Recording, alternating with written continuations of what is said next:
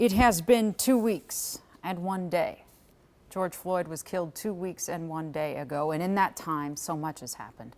Some of that so much has been small bits of change. Some of that so much has been a promise, too. Let's look back for a moment and then look forward. He pleaded 11 times, with the body attached to the knee on his neck. "I can't breathe. Mama," he cried. "Mama, I'm through." The marches would begin shortly after. George Floyd's plea would be chanted. His name would be said. Signs for justice for him, for Black lives to actually matter in this country, became visible in every corner of this city, this state, this country, this world. 38th in Chicago would transform from a busy city intersection to a public and constant memorial and vigil. But we have seen that before. We have seen the calls, the marches, the hashtags, but not much change. Until, perhaps, this time. In Minneapolis, in 15 days, some change has come. The University of Minnesota will no longer contract with Minneapolis Police for its support for large events or special services. Minneapolis Public Schools has terminated its deal with Minneapolis Police. Minneapolis Parks won't use Minneapolis PD officers for support in its parks.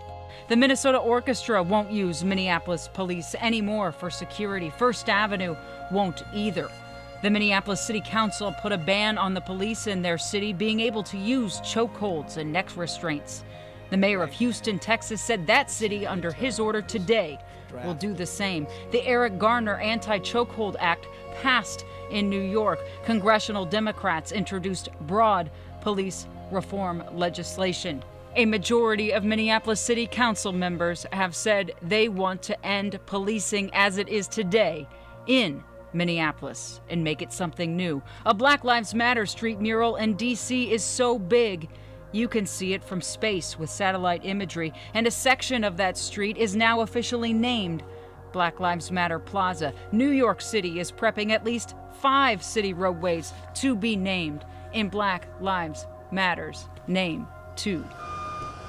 Confederate statues are being removed from places all over this country, from cities to college campuses. The NFL commissioner said that league was wrong all along. We, the National Football League, admit we were wrong for not listening to NFL players earlier. Players spoke for themselves and said it straight out: Black Lives Matter. Black Lives Matter. What's next?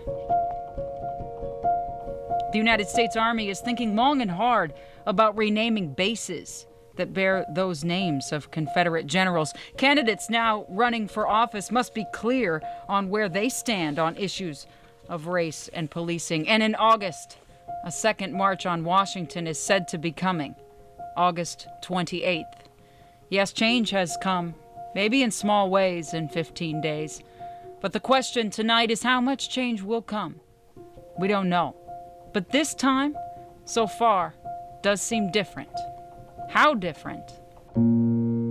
We shall see, and history is watching.